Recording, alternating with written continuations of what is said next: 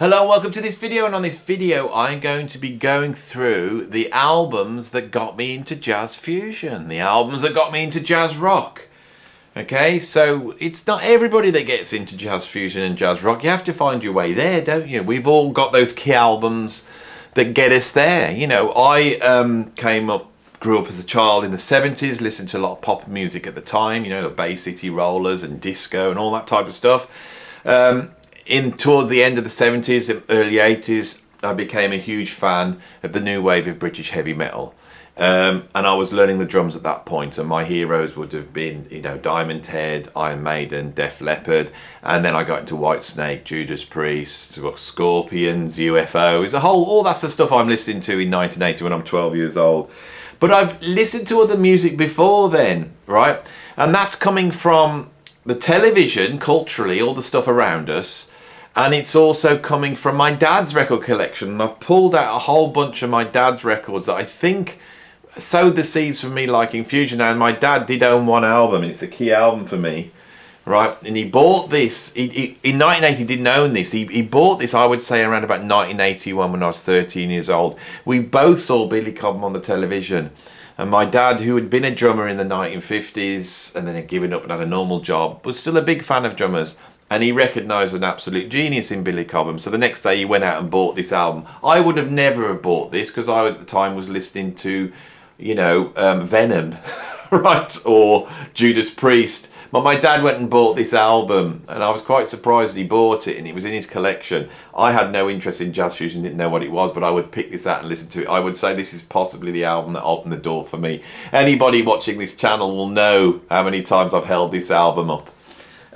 I then, a few years later, through my interests in classic rock, you know, Led Zeppelin, Hendrix and Jeff Beck, I went and bought this album. And anyone who's watched this channel will know that these are the two key albums for me, is Crosswinds and Wired. But it's a lot more complex than that. I grew up in the 70s. And in the 70s, if you put on the television any American film or cop show, the theme was jazz fusion. Now I have pulled out an album to represent that, and it's this album by Lalo Shiffrin. I am a huge Lalo Shiffrin fan. Now this album is a jazz fusion album, and this is really Lalo Shiffrin's reworking of other themes off other films. It's not that great an album. I bought this because I fell in love with his compositions for primarily the Dirty Harry's film, but also Assault and Precinct 13, is it that one? And also Mission Impossible. All that stuff I grew up with and I absolutely loved, but it was really the three Dirty Harry films, which would be Dirty Harry, Magnum Force and The Enforcer. His soundtracks for them I absolutely loved as a child, watching those films, and I wanted to find out what that sound was. I'm pretty sure on some of that could well have been Billy Cobham, but we have to look at the lineup on this album. I bought this album, and I've got another Lalo Shiffrin album, and these aren't as good as the soundtracks, no way, but they're interesting. But we could see the musicians he's using on this stuff. So you got Lalo Shiffrin on keyboards, then we've got Anthony Jackson, Will Lee, Steve Gadd, Ralph McDonald, Eric Gale, John Truppier, Joe Farrell, Jeremy Steig. That is the lineup on this album. This is pure fusion. So yeah, Lalo Shiffrin was the go-to film composer, TV theme composer. You all know him because he wrote the Mission Impossible theme. That was the music that was around me as I was growing up. There was another real big hit albums. I've talked at length about Variations, that every parent of every friend I had at school had a copy of Variations at that time, which featured Colosseum 2, and that was a fusion band, and I had that album on tape and I heard that. But another album which I haven't talked about on this channel, which had a huge influence on me and so many people of my generation to drive us towards prog and fusion, I think, was this mighty beast. It has to be brought out at some point, and I've finally brought it out. Jeff Wayne's War of the Rock Worlds, you know, which seems to stride. Look at this beautiful vinyl. You know, this was a real event when it came out. You know, if you can open this up and see the beautiful artwork. And if we're lucky, I may still have, yes, the little booklet that came with it. Right, and we've got Richard Burton, Julie Covington, David Essick, Justin Hayward, Philip Lynott, Joe Partridge. He's the guitarist that gives the sound of sort of the Martian Death Ray.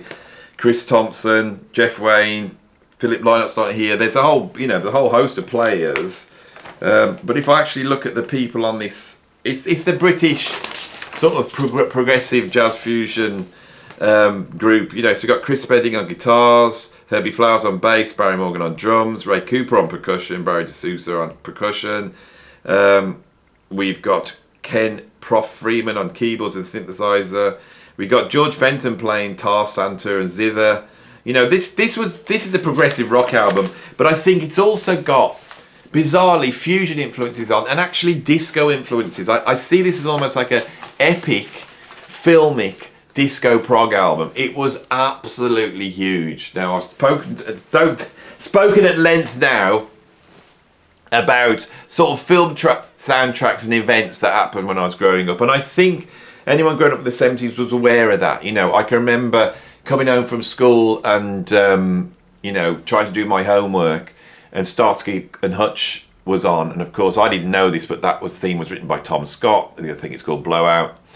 And that theme used to go into my head, and I just used to think, well, there's Jerry Murata on drums, I think. But I didn't know that. All I knew that the drumming was incredible. There I was trying to, get my AC/DC drumming down, and then hearing that, thinking, what the hell's going on there? So this is the background that I'm growing up in. But I've also got my dad's record collection that I used to go through at length. I was obsessed with music, and any music I would study at length. So I'm going to pull some of the albums out. He had this. 25 years. This is 25 years of Atlantic Records. They brought out this compilation of blues and jazz. This has got a whole ton of stuff on it that was hugely influential because I listened to this album every day. Right. It starts off with the great Joe Turner, blues, TV Mama. And then we got Billy and Dee Dee Pierce, Shake It and Break It. This is really embryonic fusion, funky jazz. We've got King Curtis and champion Jack Dupree. Again, it's blues, but there's a jazz influence there on. But the track that really did it for me, and it was mentioned, somebody mentioned this in the comments. So this is the track that I've been listening to for year dot. It's Compared to What? Okay? Compared to What by Les McCann and then Eddie Harris. Now I have some Eddie Harris albums in there that I bought later on. But this track was incredible. It's actually from an album called Swiss Movement. It's recorded live. It's a political sort of early jazz fusion track. It's recorded, what year is this? 1969. We're right at the beginning of fusion. It's one of the first successful fusion records. It was a hit record. It's got a political dimension that we never hear again in fusion, but it's also got some really incredible improvisation. They take it out on that track. On side 2, just to show you sort of my background, was Charlie Mingus, Oh Lord, Don't Let Them Drop That Atomic Bomb on Me. Then there was John Coltrane, John Steps. Then there was a live version, Take 5 by Jay Mulligan and Dave Brubeck. You got The Sheriff by the Modern Jazz Quartet, and then we got Herbie Mann, New Orleans. That Herbie Mann track there is an out-and-out fusion track. That was probably one of the very first fusion tracks I heard. Herbie Mann, the great jazz flute player who made the incredible album Memphis Underground and went very, very Fusaki in the 70s. But he was making fusion. An album that my dad owned, which I listened to quite a lot growing up, was this. This is very Fusaki, but I can't deny that I love it because I've listened to it from the year dot. And it's Herbie Mann's instrumental fusion takes on a lot of pop songs of the day. Stop That Train, Pick Up the Pieces. That's a cool, funky track, Whitey Shade of Pale, Obladi, Oblada, Mela Yellow, Bird of Beauty by Stevie Wonder. And then there's a fusion track right at the end called Toot Stick. It's pretty light, but when you've never heard fusion before, I love this album. That was an album I would listen to over and over again. Of my dad's collection, another album that he had that was an out-and-out fusion album, and I think it's one of the great fusion albums. It's possibly, if we were doing a video of big band jazz fusion albums, this would be in the top 5. Of course, number 1 would be Electric Bath by Don Ellis. We haven't mentioned Don Ellis on this channel, and I really want to do a video on Don Ellis at some point. right? And I really want to talk about the majesty of Electric Bath, one of the first jazz fusion albums, one of the first successful jazz fusion albums. It's, you know, I think I've spoken about Don Ellis on my Origins of Jazz Fusion video, but I'm mentioning him again. But his influence on this can be felt. This is Superstar by Buddy Rich. This is an album my dad had in his collection. This is, it's got some jazz on it, but it's primarily a fusion album, and they burn. Buddy burns and the band burns. You know, if you're a fusion fan, go and check this album out. It's so funky, it's out there, it's vicious, it's flying. There's 2 tracks where they really take it out. One's called Paul's Tune and the other one's called A Piece of the Road Suite. So these are the albums I sort of grew up with. But there's 2 now I'm just gonna bring this one out until I get to the final one, which is a really special album. Manhattan Transfer Extensions. My dad was a huge Manhattan Transfer fan. I've got sort of 5 Manhattan Transfer albums because I've inherited all his albums. But this is the one where they really go fusion. The lineup on here is quite incredible. You've got, if I can find it, we've got Jeff Porcaro, Ralph Humphrey, Dave Hungate, Mike Bodiker, Richard Cole, Alex Acuna, Jay Graydon, Ian Underwood, Chuck Domenico, Billy Mays, Steve Lukather, Michael Bodiker, Dean Parks, Abraham Laboriel, Paulino DaCosta. It's just a who's who of jazz fusion. This is the album that contains the Manhattan Transfer vocal version of Birdland, which to this day I prefer to the Weather Report one. I know that's sacrilege, but this was the one I heard first. This is the first time I heard Birdland. On this album, they seem to cover so many styles, and I would listen to this. There's a sort of there's the Shaker song, which is that sort of Sporridge era sort of Latin jazz funk. There's a track called Twilight Zone, which is a really kicking, almost like Toto-esque song, as is Nothing You Can Do About It. That could be Toto as well. And then there's some weird electronica on here, and you know, there's some vocalese on here. But that was an album I listened to a lot. And as a heavy metaler growing up, I would put this album on and drum to it, and all the different samba patterns and the disco patterns and the halftime shuffles completely baffled me. I learned to Purdy shuffle off this album. Not Rosanna, not Fall in the Rain. It was Nothing You Can Do About It, Jeff Porcaro on this album. That is, for me, is the halftime shuffle of all time, right? A favourite album of mine, and this, my dad bought this album when it came out, which I think was around about 1966, 67. This album was always here, right back from the year dot. This, as like a toddler, this album would fascinate me. I think the album cover would fascinate me. It's Chico Hamilton, the best of Chico Hamilton. There's the great Chico Hamilton on the front. And I think I used to pull this out and look at that face and go, what is this about? This is amazing. And I'd put it on and it would open up with a track called Conquistadors. It's actually the first track on side 2.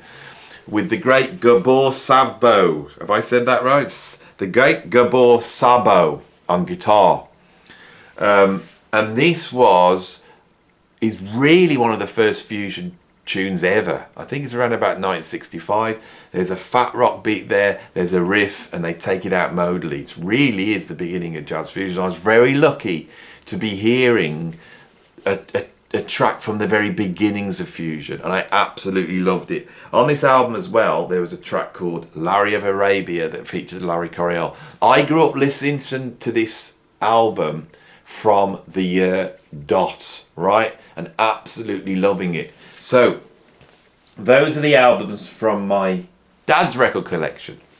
But I'm now going to show you what I consider to be the real album that got me into jazz fusion. Now, I often on this channel will mention this, Jeff Beck Wired, right? And I will say that's the first fusion album I bought. Now, the album I'm going to show you I actually bought before this one. And I class it as fusion. I don't know whether anyone else would, so I'm going to finish up having a chat about this album. And I've been dying to bring this album out because it's one of my favourite albums. I think it's an incredible album, and every fusion fan should listen to it because it's brilliant. If you like Wired, you should listen to this. It's absolutely fantastic, but it doesn't get mentioned that much. So, back in the early 80s, I'm listening to new wave of British heavy metal, that takes me to bands like White Snake, Judas Priest, Rainbow. When I heard Rainbow as a drummer, I really identified with Cozy Powell. Cozy Powell was my first drum hero. That opening fill on Stargazer to this day, I think is some of the greatest drumming ever. Before I'd heard John Bonham, before I'd heard Ian Pace, my guy was Cozy Powell. I absolutely loved him. And so, being a big Cozy Powell fan, I think in 1981 would this be? Let's see what year this is. I'm going to have a look on the actual sleeve. Yeah, 1981. By 1981 I was 13 years old and I'm a big Cozy Powell fan. So I go and buy his solo album. And the album that's just come out is this, Tilt. Now this here, what I'm holding, I would class as being the first jazz fusion album I ever bought. Now, is it a jazz fusion album? Well, I'd say that side one isn't. Side one is a collection of quite lighter rock songs. Some of them are quite funky, some of them are quite rocky. It's not new wave of British heavy metal, it's not even Rainbow heaviness. It's more soully and funky. The lineup on here is Cozy Powell's drums, Chris Glenn bass, who I think was playing with Cozy in the Makashenko group at the time. We got John Cook on keyboards, the great Elmer Gantry on vocals, who's had a career in the 60s and 70s. When I played with Robert Plant, we used to cover an Elmer Gantry song, I can't remember which one. And from King Crimson, Mel Collins on sax. We've also got, there's a guitarist called Kirby, I don't know who that is, on this side. And at one point, there's a track called Living a Lie, which has got Cozy Powell, Neil Murray from White Snake, Bernie Marsden from White Snake. There's a keyboardist called John Cook. And then there's a singer called Frankie Aiello, who I believe was in a band with Cozy in the early 70s. I wasn't expecting to talk about this, so I'm having to go on my memory. It could have been a band called Bedlam. I'm sure in the, who was Frankie Aiello the singer of? But I'm sure it was a band that was around, a really great singer. So what we have on here is sort of classic rock, funky soul tracks. On side two, it's out and out jazz fusion. Right, and that was the side, when I heard this, I was like, what the hell's this music? Side two opens up with Cat Moves. Cozy Powell, Jack Bruce, John Cook on keyboards, Dave Sanchez brings a brilliant synthesizer solo. I've been able to champion Dave Sanchez again because I keep forgetting him. But he was there for day one for me. This is the insane thing. Dave Sanchez has a fantastic Moog keyboard solo on that track. And on guitar we have Jeff Beck. If you like Wired, that's what this sounds like. Imagine Wired with Cozy on drums. The next track is a ballad, but a fusiony ballad with Cozy Powell on drums, on keyboards and Moog bass, Don Airy, who at the time was playing with Rainbow, and on guitar the incredible Gary Moore. Gary Moore really, when I did my list of top 50 jazz fusion guitarists, was Gary Moore in there? Because he should be. His work in Colosseum, his work on his first solo album, it's all fusion, and his playing on here is fusion. Absolutely incredible. The next track is an absolute tour de force by Cozy. When I did my favourite guitar solos tour de force by Gary, and when I did my favourite guitar solos, this made the list. It's a track called The Blister, and The Blister is a sort of quadrant 4x space boogie type fusion with the double bass from shuffling. Cozy does an incredible job on here, and again the lineup is Cozy Powell, Don Airy keyboards and Moog bass, then incredible guitar playing. Somewhere between John McLaughlin and, I said John McLaughlin, you're influencing me, you lot. John McLaughlin and Jeff Beck with a bit of Al Di Meola thrown in. Really blistering guitar work from Gary Moore. And then right at the end we have another track called Hot Rock, which features Cozy Powell on drums, John Cook on Moog bass, and on guitar Jeff Beck. Now looking at the lineup, what's interesting is the Cat Moves and Hot Rock are credited to Jan Hammer.